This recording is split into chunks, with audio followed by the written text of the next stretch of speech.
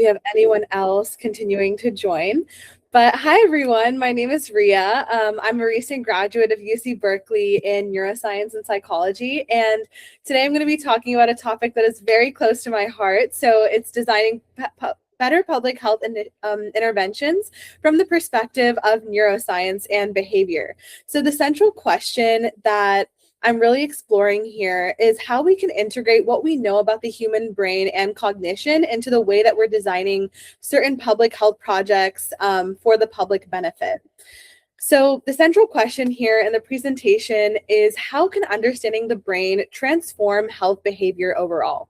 So public health is often focusing on what people should do, whether it's to stop smoking, to exercise more, to sleep better, to get vaccinated, to take medication, or even to attend screenings.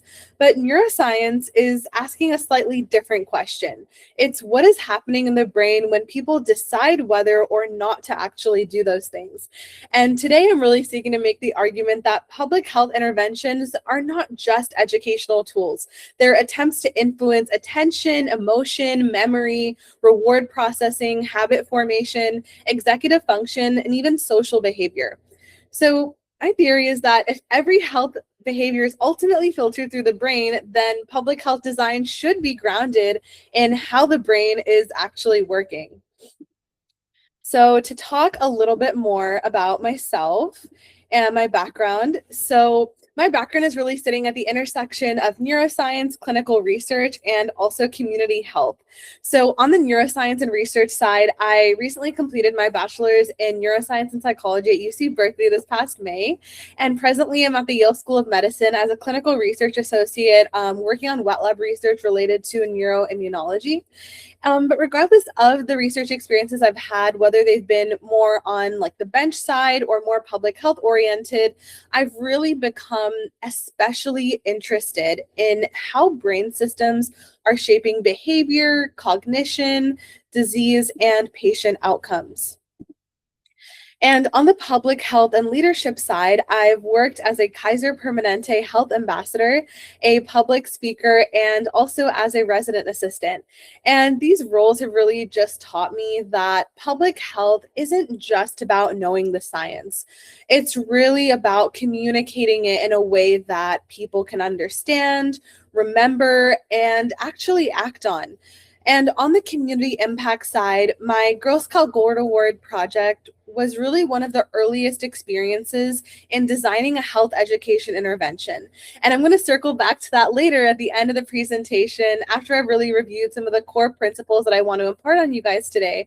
Because looking back, I think it actually used many neuroscience principles before I even actually had the language for them. So the reason that I'm here today is because my work has consistently brought me back to the same question, which is why do people continue making health decisions that may not benefit them, even when they have the information? And to me, that means that there's some sort of gap there that we need to target from a multifaceted standpoint. So to transition to Mentimeter 1 and give you guys some bit of interaction, I want to get everyone's thoughts on some of the gaps that we're seeing in public health design.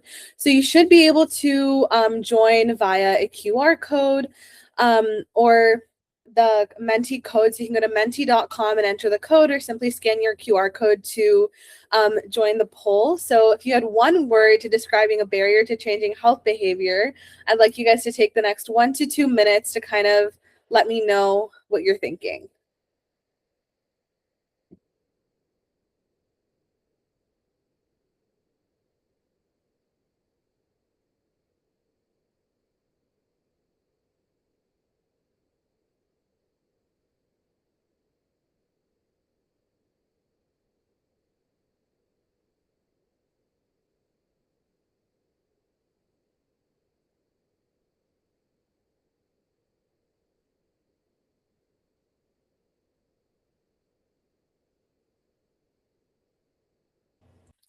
Feel free to comment anything that comes to mind. No answer is a wrong one. Just curious to see what everyone's thinking before we get into the meat of things.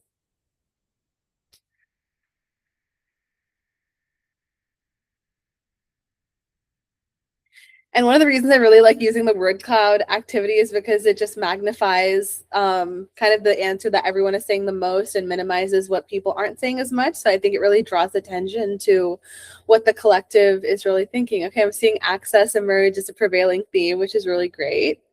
Addictive behavior is definitely true, and we will definitely touch on the neuroscience of that if you guys have questions later on. Finances, definitely. It's socioeconomic barriers are one of the biggest reasons why we see so many disparities in access to different resources. Purpose, like people understanding it, maybe. Yeah, I think emotions definitely play into it as well, and factors of social influence. If anyone else wants to take another minute or so to respond, I'm happy to see, but I think we got a good starting point here. Okay, communication definitely is huge. That's also something that we're going to be touching on. Emotions, 100%. And habit, that's actually one of the focuses of the presentation for sure. All right, awesome. So I think we got a pretty decent board up. So with that, I want to transition into the next slide. So I'll get back to our presentation really quick. All right. So to get back to the presentation, So looking at these responses, I think one of the biggest barriers that we were really seeing was access, emotions, purpose, which really relate to the different themes that we're going to be exploring in the presentation today, and some thought exercises, if you guys will bear with me. So what's really interesting is that regardless of the answers that we saw on the Mentimeter word cloud, almost all of them, all these barriers are really mapping onto neuroscience, that whether it's stress or emotion, it really implicates the amygdala, the hypothalamus, and the prefrontal cortex, which can really shift the brain away from long-term planning and more towards short-term coping. And actually chronic stress in the long term can actually impair memory performance, and that is something that we're also going to get into. And additionally, like motivation or purpose is really closely tied to reward circuitry, especially those dopamine pathways involving the ventral tegmental area, the nucleus accumbens, and the prefrontal cortex that are really involved in like habit formation, addictive behaviors, which I also saw mentioned as well. And habits are also really involving those repeated behavior patterns that are becoming encoded through what's known as corticostriatal circuits, which are connections between the brain's cortexes, including the basal ganglia, which is the action selection gating system. And attention is really depending on frontal and parietal networks that determine what information gets prioritized. So when we're asking why people aren't changing their health behaviors, the answer is not simply that they don't know enough. It's not just the knowledge of it. Like for example, we know that smoking causes cancer. We know that exercise improves health. We know that sleep does matter, and we know that vaccines save lives, and that there's abundance of research on each of these. The problem, the central issue here is that knowledge is not processed by the brain in isolation. It's competing with stress, reward, habits, social pressures, memory limitations, and the environment. And we're going to kind of deconstruct that and explain the traditional public health model versus the different factors that I've come to consider when trying to structure public health design, project design.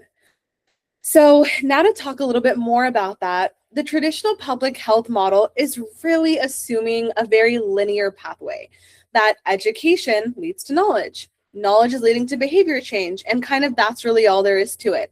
And of course, education matters. I'm not arguing against that whatsoever. It is 100% the cornerstone of public health, and we can't move forward without first having that knowledge and that subject matter expertise as the basis.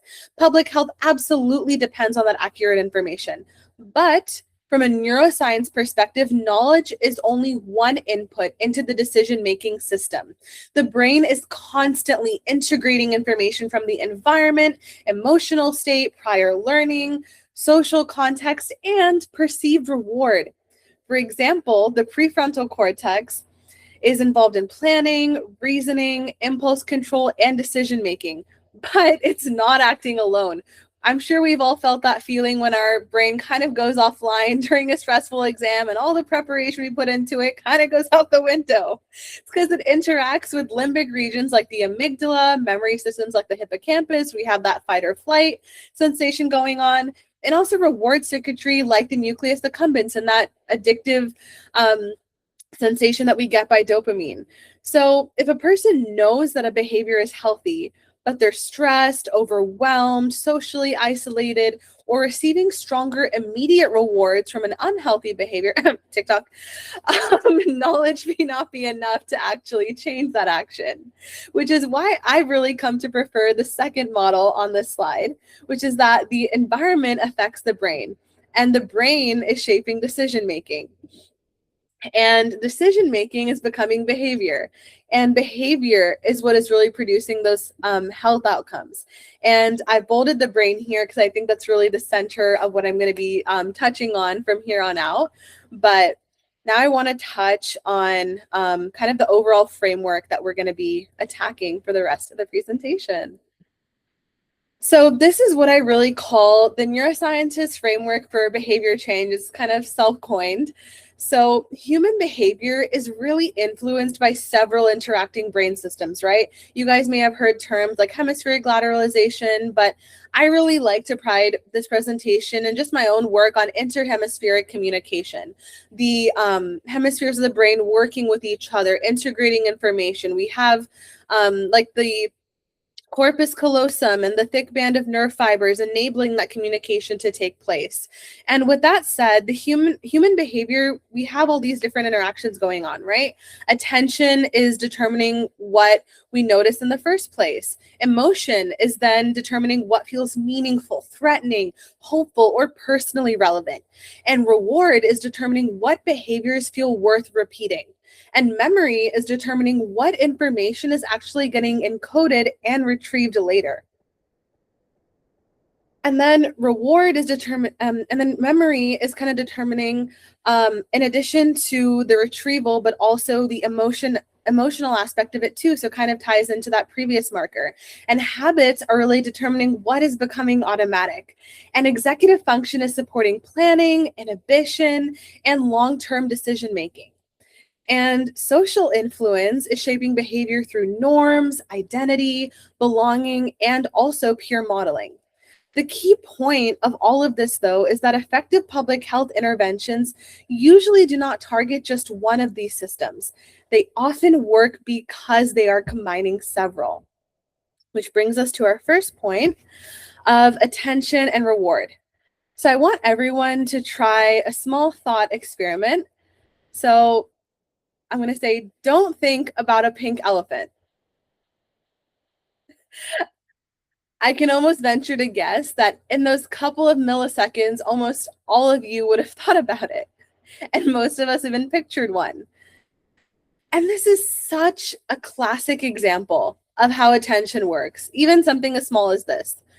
The brain isn't passively absorbing everything in the environment. It selectively prioritizes information based on salience, novelty, emotion, and relevance. And attention is involving distributed networks, including the prefrontal cortex and the parietal cortex, which really help direct focus and rapidly prioritize significant emotional information. And from a public health perspective, this really, really, really matters. Because if people never noticed your intervention, it can actually change behavior. And this requires us to know neuroscience. We need to know what captures people's attention, why hospital rooms are designed blue or in cooler tones, actually to calm people down because it can be stressful, or why even like fast food, like Chick-fil-A or McDonald's, why they use colors like red or yellow is because when you see it on a highway sign or you see the big McDonald's sign on the highway, it makes you hungry. Like red actually increases your appetite. I mean, color psychology and the neuroscience of that are real. And everything connects back to human behavior. So taking this all back to reward, the brain is very sensitive to immediate rewards, as I'm sure we all know. Dopamine pathways specifically involve the ventral tegmental area and the nucleus accumbens, which are the reward pathways, and they reinforce like things that are rewarding or motivating. Specifically, what's been found in modern neuroscience research is that what increases the dopamine levels the most is not actually, for example, eating the chocolate or hugging your friend or actually meeting the loved one. It's the anticipation of that.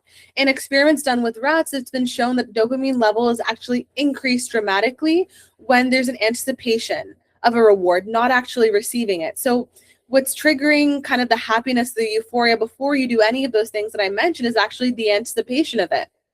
So to tie back to an example that I'm sure we all know and probably love is this is why TikTok feels more immediately rewarding than exercise for many people. And because TikTok is novelty, social feedback, rapid stimulation, we can keep scrolling and consistently receive new content. And our brain just loves that.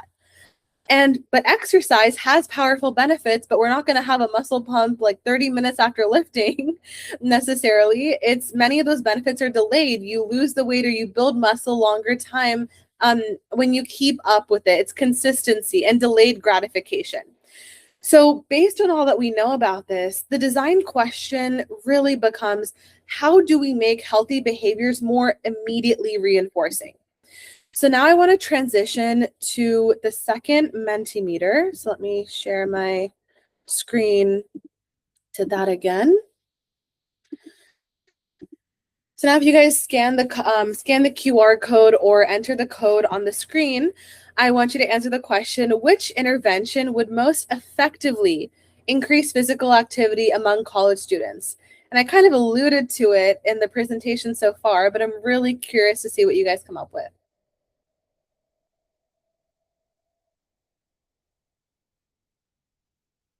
Again, these are all anonymous, so if you're nervous about that, I'm curious to see if there's any trends. Okay, interesting. Okay. Any other takers?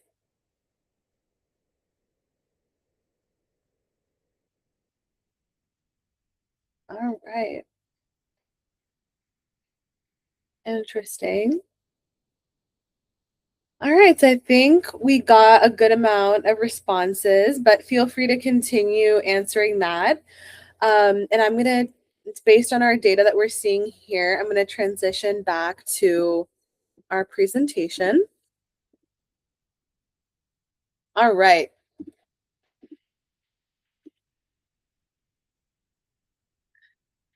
So I think that you guys were actually definitely onto it. So the strongest answer, as we kind of saw in our poll, and you guys rightfully voted for it, was actually the social fitness challenge.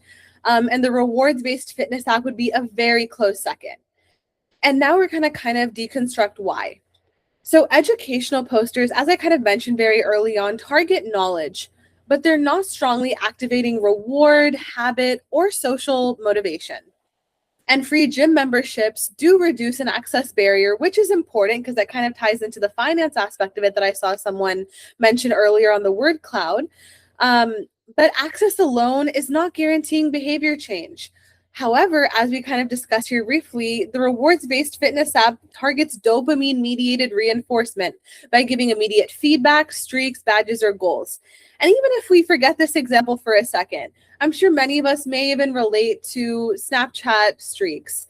Or I'm forgetting that one selfie app where we would like take a selfie and then you take a selfie of yourself and then post a photo, and like everyone, you kind of showed if it had like a streak or something. I'm forgetting what the app's name was, but the general gist of it was keeping that streak or like keeping up with your friends. It very naturally ties into social behavior. We want to beat people. We want to have the fire emoji next to the person's name and have the longest Snapchat streak. It's very natural to human behavior. And it's just adding that and to tie back to the social fitness challenge, is adding that accountability, competition, belonging, and peer reinforcement. And for college students, especially, social norms can be extremely powerful. I mean, think why we always, as a resident assistant, I can say this, but why we always encourage students to stay in the dorms, because meeting your roommates and having that social support network and attending events can be extremely powerful to building those networks and those friendships early on. And early on, like the social fitness challenge, combining reward with social influence, just kind of ties into all of those factors that we discussed. So from a neuroscience perspective, the best intervention is usually not the one that's giving information. It's the one that's recruiting multiple systems, that reward, that habit, the attention, and also the social motivation aspect of it as well. So now I want to touch on one of my most favorite parts of this presentation, which is emotion and memory. And I'm going to start with an anecdote about the statistics versus story component of it. So quite a while ago, when I was in high school, during my junior year, we had COVID and all of it was remote and online. And I was asked to participate in a Vaccinate Virginia campaign where we were designing a video to help encourage Virginians to get vaccinated, to wear PPE, to protect their communities.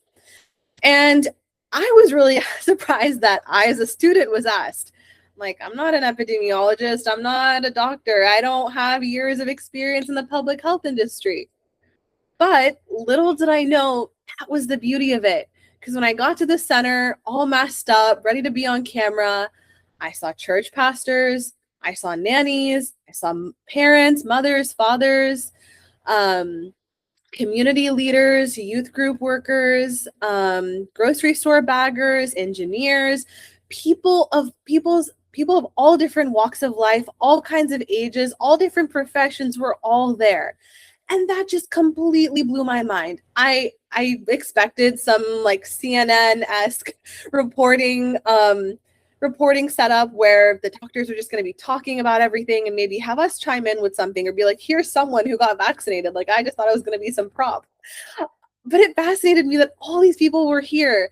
And the vaccination campaign actually ended up being phrased as a story of why we made the decision to get vaccinated or to mask up. And it just was so revolutionary for me because I thought, okay, numbers, like growing up doing the biotech program in high school, I thought numbers. That's what gets people's attention. That's what gives data, gives backing. Like, who can argue with data? Turns out plenty of people try to, as we know. But there's nothing quite like an anecdote. There's nothing quite like a story. And the vaccination campaign, like the church, like the pastors were talking to their congregation. I made the decision to talk about how in my family, my mother and brother have asthma, and it was a very personal decision to get vaccinated because I wanted to protect my family in that way, and being able to support them and take care of them in that way was something personal to me, which is why I wanted to do it. But what I realized was everyone has different community leaders. While I might personally put my trust in an epidemiologist or a doctor or a public health official who might have an MPH, leadership and who people choose to put their trust and authority into is very different. And while for me, it might be those people, someone's authority figure might be their religious leader. It might be their parent. It might be just a myriad of other individuals. And I think that the story format that we ended up designing that campaign with was just so powerful because it showed the fact that while we did leverage statistics and the data, we were also human people who were telling people our individual story of why we chose to get vaccinated. And we saw the rates go up like anything. I mean, it was like an exponential skyrocket, the kinds of data that we saw after that. So what that really told me is that, yes, statistics is powerful, but stories is just so innately human. I mean, if we think back to the beginning of human history, part of it was, cavemen would do like paintings on the wall to explain things to people, or even hieroglyphics, or even if we think about like Indian mythology and how, or Greek mythology and how like stories evolved, it's very like pictures and idols. Like, we're very visual people and we integrate that information since the beginning of time. So that's part of the reason why I think statistics versus story, maybe it's not versus, maybe we need to join that all into the holistic picture. And even a very famous professor, Sudha Murthy, actually said that a lot of her students may not remember the nuances of all the content she explained, but rather the story she was telling them, and weaving that emotion into it, I think is a really powerful aspect of communication. And this is partly because the amygdala interacts with the hippocampus. The amygdala is helping detect emotional significance, and the hippocampus supports the formation of episodic memories, which is, works for better and for worse, because sometimes you can't remember that one really embarrassing thing that you want so desperately to forget. Because when something feels emotionally salient, it is more likely to be encoded and remembered. And that doesn't mean that public health should manipulate people emotionally. It means that messages should feel personally meaningful, not just informational. For example, saying exercise reduces cardiovascular risk is accurate, but helping someone connect movement to having more energy, independence, confidence, more time with their loved ones makes the information more emotionally relevant. And on the right side, we have memory and cognitive load. Working memory is limited. The prefrontal cortex helps us maintain and manipulate information in the short term, but it has its limits. When people are stressed, sick, tired, overwhelmed, working memory becomes even more vulnerable, which matters so much in patient and clinical care. Because if a patient leaves an appointment with 10 instructions, multiple medications, and confusing follow-up steps, poor adherence may not be about a lack of motivation. It may be about cognitive overload, because too much information leads to an overloaded working memory. Overloaded working memory leads to poor recall, and then poor recall leads to poor adherence. So the design principle here is really make messages memorable, not overwhelming. And now I'll kind of touch on habits and social influence. So a lot of behavior is actually not fully conscious. Habits are behaviors that become automatic through repetition. Neuroscientifically, habit formation involves corticostriatal loops, especially connections between the cortex and the basal ganglia. The habit loop includes a cue, a routine, and a reward. For example, a phone alarm is a cue. Taking a medication is the routine. Feeling reassured or checking off a tracker is the reward. And the more automatic the behavior becomes, the less it's depending on motivation or willpower. And this is so crucial because motivation fluctuates. Habits are more stable. Like, you may not feel like you want to get up and go to the gym every single day, but the more you make it a habit, your brain kind of just locks that in. And also, behavior is social. The brain is so sensitive to social context. Social belonging, approval, identity, and norms influence decision making. Regions such as the medial prefrontal cortex are involved in thinking about the self and others, while reward regions can respond to social approval and belonging. So, public health interventions become stronger when they create those healthy norms. If everyone around you is vaping, skipping sleep, or avoiding preventative care, those behaviors become normalized. You guys may have heard the phrase, your network is your net worth. Net worth. That's kind of what this ties into. But if your friends are exercising, getting vaccinated, wearing sunscreen, or talking openly about mental health, those behaviors become easier to adopt and obviously less stigmatized. So with that said, now I want to translate to another Mentimeter, which is hopefully you guys kind of more application based to see what you guys have learned from the presentation this far. But let's get back to here.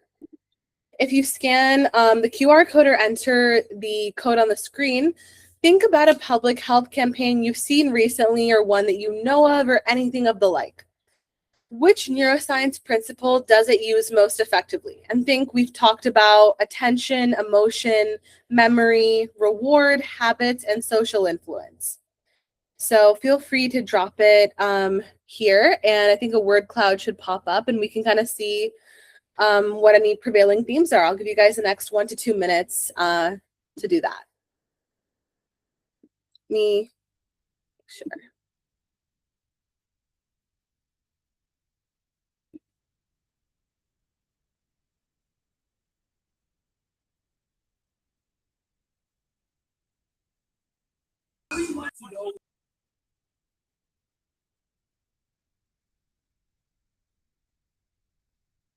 Yeah, so I'm seeing vaccine, social influence, reward. Feel free to keep it coming. I think you guys should be able to have multiple entries if you'd like.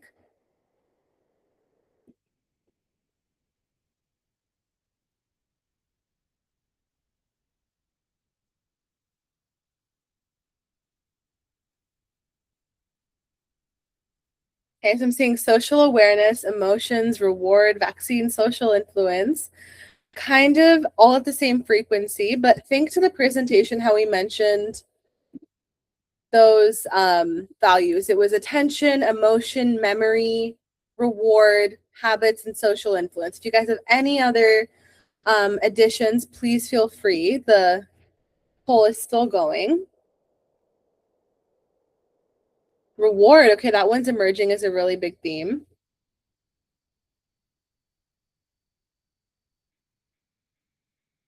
Okay, I'm seeing reward become really huge. Awesome. Okay, feel free to add more if you guys would like, but I think I'm seeing reward as pretty much the most prevailing thing. I think, yeah, when you really I think that really teaches us that when you're incentivizing engagement or when you frame it as there's benefit to be derived from it, people want to jump in on it. I mean, if we think basic, like advertising principles, I see exposure that's and emotions, that's definitely very true. If we think back to even our English classes or psychology classes, if you guys learned it there, like bandwagon is very popular. Like everyone wants to get on the train if they know that a lot of people are doing it, right? That's why testimonials are sometimes also really effective. Or even while we may, whether we want to admit it or not, and this is not me condoning or promoting it, but one health campaign that personally I've seen recently that I think has become increasingly common and trying to be pushed by celebrities is Ozempic or using Manjaro or all these things.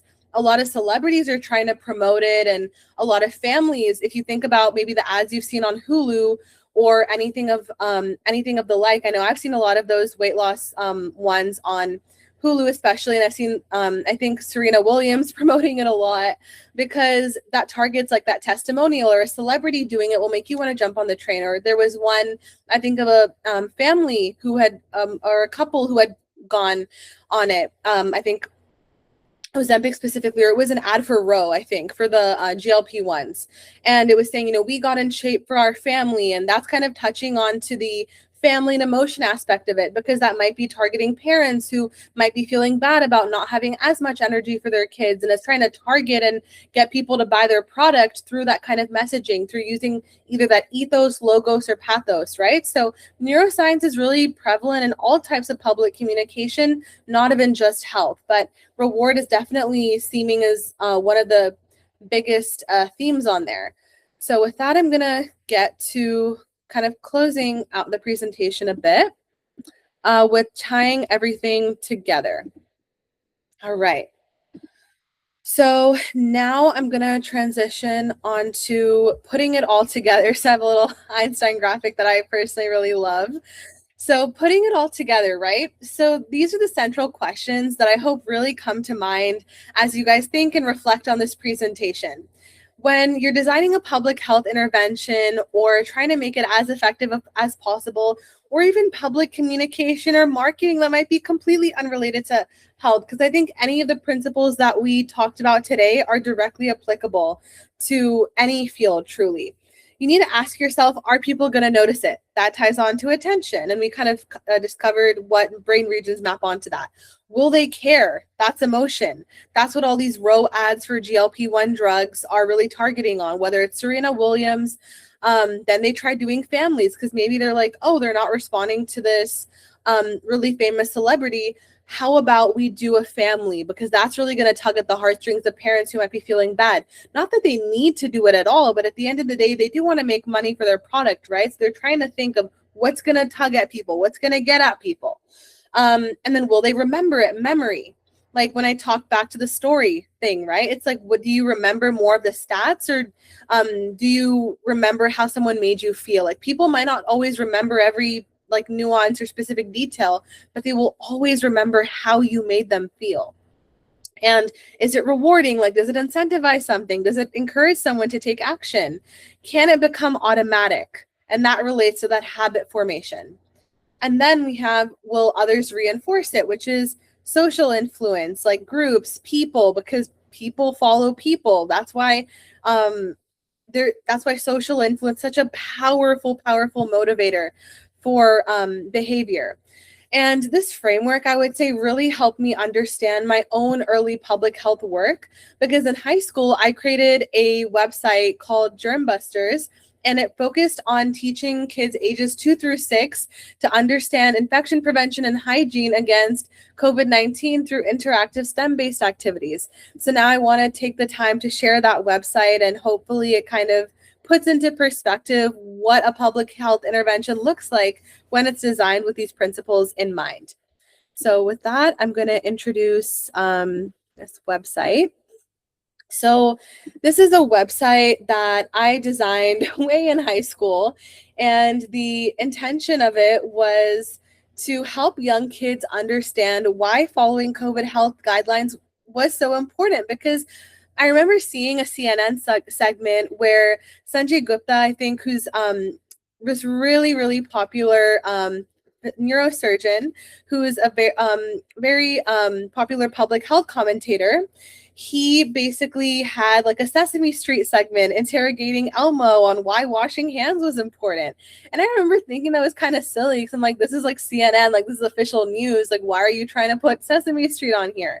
But kids, I think it made them feel more at ease, which really sparked the inspiration for this project. And as you can see here in the pictures, I created all of these kind of silly, like cartoon themed masks to encourage kids to combat COVID-19. And it was done with the Germbuster theme, because when kids feel empowered, and we know kids love being independent, they love doing things on their own and growing up, and really look forward to that phase of their life. And what I really leveraged here was Piaget's theory of cognitive development, which basically explains how young kids develop from like the premotor to the sensory motor stages, and what kinds of information they're able to integrate and learn best at various stages of their life.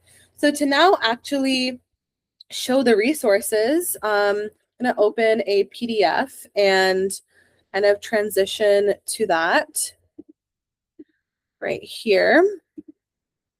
So this one is in Spanish, but it's basically showing that when you wash your hands, you need to do it for a certain amount of time because it's necessary. You need to keep at least like 6 feet apart from some people. And wearing a mask, you should never forget how to do it. And language is also an important part of public health communication, right? Because if it's only in English, or if it's only in a certain language, that limits the amount of people that can have access to it and understand it. And I think it's very easy to get into that nutshell of this is the only thing that people are going to understand, and not think about how it's going to be perceived by the broader community. And now I actually want to introduce the activity sheets, which let me toggle on to that tab. So this was the Spanish version of the activity sheet. So a little germ that I obviously colored myself, and kind of explaining the purpose behind the project, because I wanted young kids to be able to understand the importance of public health. And there were 3 habits that I wanted them to keep in mind during the pandemic. So this is kind of like an activity, your basic ABCs of germs: to always wash your hands, to, if you have germs, to stay at home, and to cover your cough. And for maybe some of the older kids, they could wash their hands, and like there was a crossword like washing hands, cleaning, and they could sort of find the words in the puzzle. And there was an option to also color in the germs for maybe younger kids who couldn't really like process maybe that higher level word search sort of thing.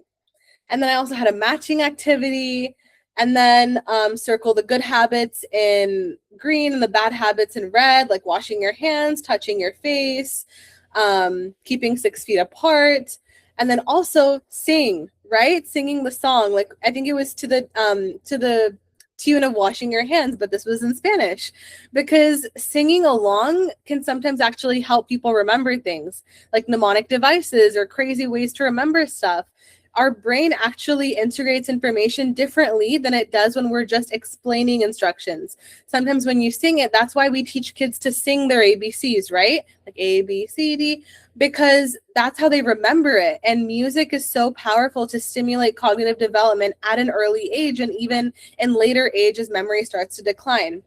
And lastly, I think the most important part of it was encouraging kids to draw themselves as a superhero.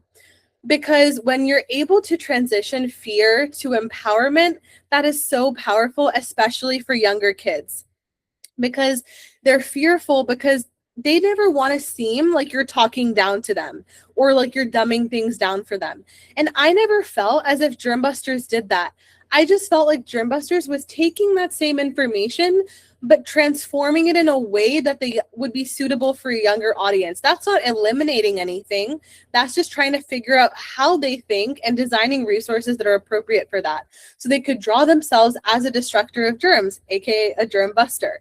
And I think that really synthesizes everything that we really talked about today into an example of an intervention that I ended up designing for the public benefit. So now I'll transition back to the presentation.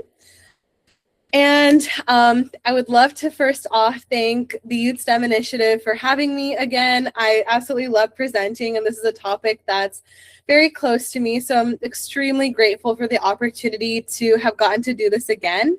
And now I want to open up the floor to Q&A. So I'm going to transition the presentation to the Ask Away section. So let me just share my screen to that really quick.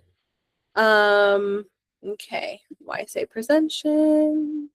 Okay, so now I would love to invite you guys to ask away. I'm not sure if you can put questions in chat, but if there's any questions that you have about my professional background, about the presentation as a whole, I am absolutely happy to answer those now. And feel free to unmute as well.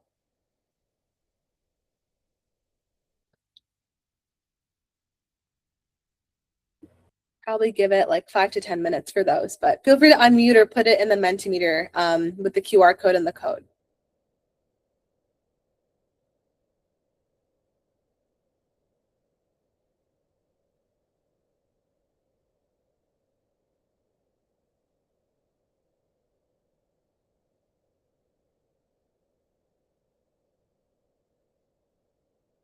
Right.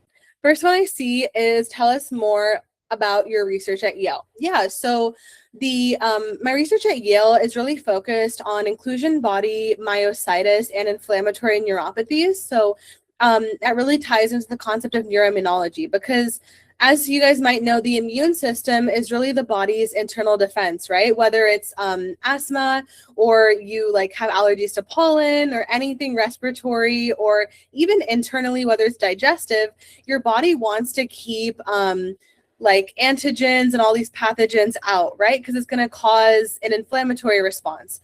And when an inflammatory response occurs in the body due to the presence of histamines, we naturally produce antibodies in order to counteract that. So my research at Yale is specifically focused on the neurological standpoint of that. So I'm analyzing patient blood samples and isolating what's known as PBMC, which is peripheral blood mononuclear cells. So you guys might know there are different components of blood. There's the plasma, there's which is kind of the yellowish, like clear part, the red, which is more of like the pure oxygenated blood. And with basically the PBMC, the reason we isolate that from the blood is because that is what's most relevant to immunologists. That is what contains the most immune relevant cells for us to actually study. So when we take the blood of patients who maybe have inclusion body myositis or a nodopathy, which is basically the immune system attacking itself, or even multiple sclerosis, where the myelin sheath of neurons or that fatty substance is being tackled, we take the blood of patients who have these conditions and isolate that PBMC layer and basically study it to see what kinds of molecules are present and how we can create disease modifying therapies in order to target it. For example, we want to know why patients respond to certain medications over others. So when we know the mechanism of action of a medication, such as what receptor it acts on, we can study the blood and see what kinds of cells are present to see, is a patient with this condition going to respond more beneficially to this therapy or another. Or it can work in the opposite way. For example, if we see the presence of a certain type of cell, we can know, oh, there isn't a medication that's comprehensively tackling this, maybe, we can create another disease-modifying therapy or perhaps eradicate it altogether. So basically, this involves studying processes like the brain's microglia, which is kind of like the brain's resident immune cells, clearing away debris, strengthening the blood-brain barrier, making sure that permeability of certain ions and other substances isn't really disrupted. In addition, I also conduct a research utilizing a technology known as flow cytometry. So flow cytometry is a really powerful tool in immunology and even neuroscience at large that helps us gate certain cell populations in accordance to size or characteristics. So if we're looking at a certain cytokine, which is a type of immune cell, or if we're trying to figure out the different cell populations that are present in a specific sample, we can use flow cytometry's techniques such as forward scatter and side scatter in order to visualize what's really present in the cell. In addition, we also use like DNA quantification techniques, such as when we do like bacterial isolation and want to figure out like the plasmid concentration. After doing a process known as maxi prep, we utilize a technology known as nanodrop, where you can quantify the amount of dsDNA that is present in a sample. Because obviously, if a bacterial plasmid sample has a low concentration of dsDNA, that kind of tells us that we don't want to proceed with it, right? Because if it has a low yield, that doesn't really mean that it's accurate. But overall, while I'm still developing my individual research question that I want to pursue in the context of neuroimmunology, all of these techniques are really enabling me to focus a lot more on precision, what each step of the process really means. Because I think science as a whole, it's really hard to sometimes figure out like, why am I doing each step of the process? And my research really is, so far, the foundational stage that I'm in, that training process, is really helping me understand why I need to do certain techniques and ultimately how I can answer my research questions. So I hope that answers it a bit better, but I'm going to move on to the next question now. So how can we take those initiatives that are extremely boring and have delayed gratification? Yeah, that's a really great question. So when you're thinking about those initiatives that are boring and have delayed gratification, I would basically kind of focus on the audience first that you're trying to convince, or maybe even break it up into smaller pieces. Because sometimes, yes, there are things, maybe like exercise for me, that's really hard to do consistently. But for me, I always try to focus on the target audience first, because ultimately that is who your message is going to be delivered to, and then work backwards. And that's kind of something that I did with germ busters, I would say, because for some people, people don't really wash their hands as frequently. People don't want to get vaccinated, or they don't want to mask up. But when I was able to think with the target audience in mind and then work backwards, it was very much like, okay, these are the people that I'm working with. It helps me become very attuned to their needs. I think, okay, if it's adults, what is important to them? And I would also encourage you to think about Erickson's, I think it's Erickson's theories of like social development. And I think when it comes to adults, there's this idea of generativity versus stagnation. They're coming to this phase of their life where they're thinking about retiring, but they're still in their career. So that by thinking about psychological ideas like that, it gives you a backing to know, okay, what stage is this person at in their life? What are their motivations? What do they want? And by that same logic, that's also how you help convince people to get what you want, whether it's more screen time, if it's as simple as wanting more screen time for your parents or needing allowance. How you convince them is you start by thinking what's going through their head. You start with your target audience. What are my mom and dad's motivations going to be? Why would they not want to give this thing to me, or why would they want to give it to me? Then when you start with them in mind, you kind of work backwards and think, how can I structure my reasoning to match that target audience? So that's kind of my best advice for how to encourage people to persist through that delayed gratification. And if further clarification that is needed, I'm also happy to explain further. Do you think that the brain can be completely remodeled with the help of neuroplasticity, or what are your extensive views about neuroplasticity? I think neuroplasticity, I think it's 100% possible to a certain extent, I will say, because I know neuroplasticity in the recent years and in the recent media has become sort of a buzzword, because we love the idea of thinking that we can completely rewire our brain from scratch. And I don't want to give false information that every single cell of the brain can be regenerated and that everything can be rewired in exactly, the way that you want it to. But I do think that the brain is plastic and moldable to a certain extent. Like we know that certain hippocampal neurons in the entorhinal cortex can undergo neurogenesis. And part of the reason why it does that in response to new experiences, memories, things like that. So I definitely do think that neuroplasticity is, I see a hand raised. I will get to that after I answer this question.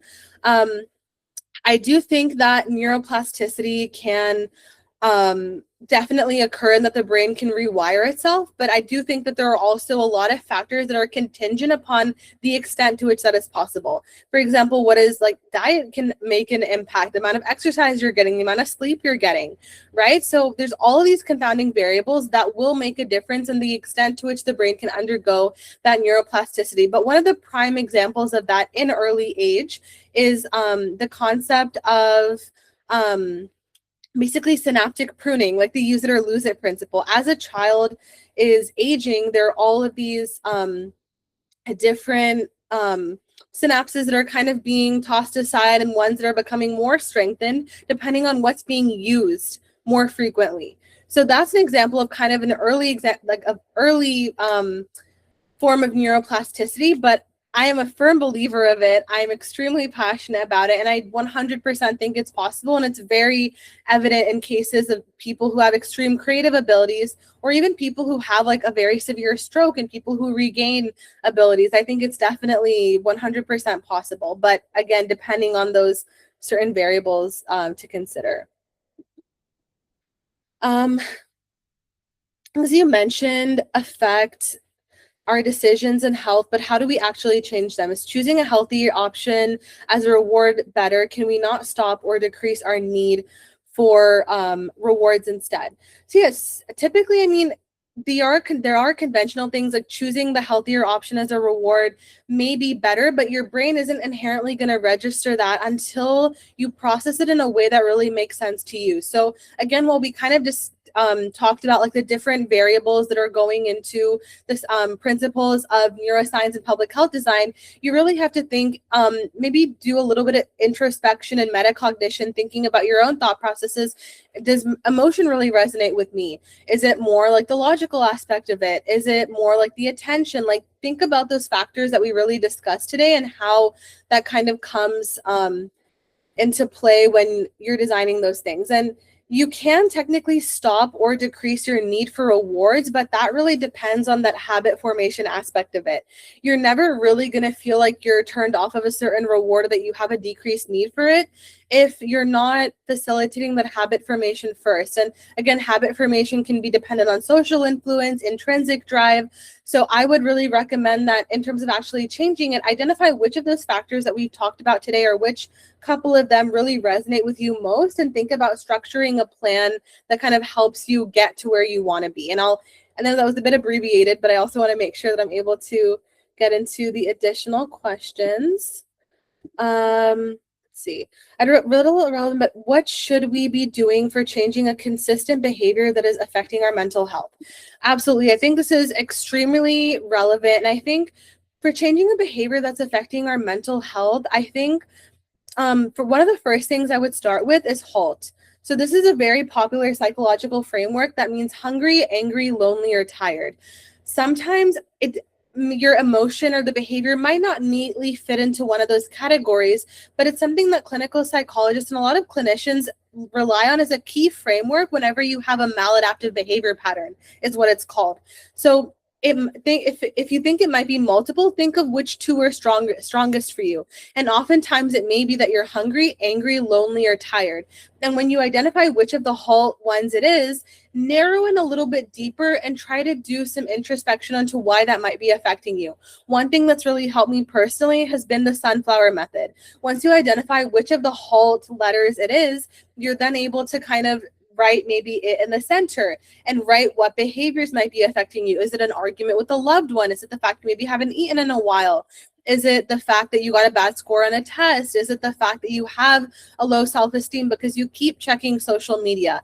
And I think introspection is a very hard thing to develop, which is why many individuals choose to opt for therapy or Another alternative, and I by no means am a therapist, so any of the advice or anything I'm saying today is based on psychologically grounded frameworks, and I highly encourage you to verify it against a clinician who might be able to further support you. But I think the HALT framework is something that's worked very well for challenging maladaptive behavior patterns and to ensure that you're kind of able to move forward in that way. Let me see. Can we motivate adults, busier people to be just as enthusiastic to take part in these initiatives as children are? I've observed a large proportion view health initiatives as chores sometimes.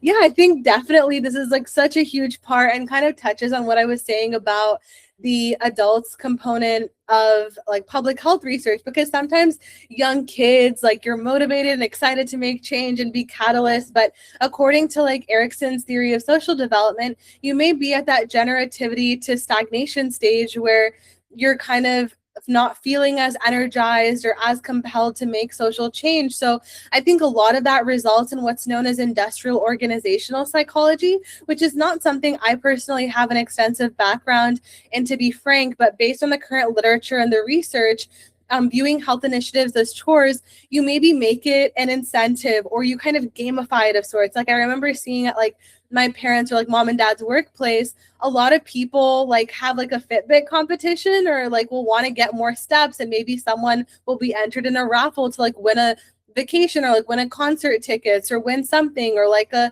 trip to somewhere. Like that's something that I've seen as an extremely powerful motivator because it touches on the social inclusion aspect, or you have a leaderboard or something of the like, right? Because adults need to be motivated in different ways that kids might be. And often working adults are motivated by financial incentives because they often have families that they're trying to provide for, or kids that they want to be entertained, or even like a childcare incentive or like a discount on childcare, something like that. Or even for those who may not have children or are single, you kind of think about what their motivations are as well, right? So those are all examples of ways that industrial organizational psychology has really been leveraged to make workplaces more motivating, and actually human resources typically plays an integral role in kind of facilitating that to be possible. So I know that we're at the end of our time now, but it was a pleasure to present to everyone. I think I got to all of the questions, but feel free to connect with me on LinkedIn. It's the same as my first and last name, Rhea Wanchoo, or me on social media. It's Rhea_Aisha with 3 A's. I'm always happy to connect and discuss any of these further, and any other questions you guys might have. But thank you so much, everybody.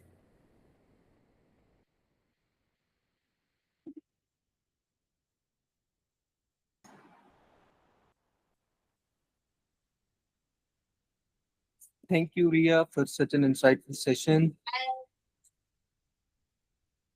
Of course. Thank you guys so much for having me. Thank you so much for your time. Thank you, everyone, for joining in today. And I hope you liked today's session. The recording will be sent to you guys via group.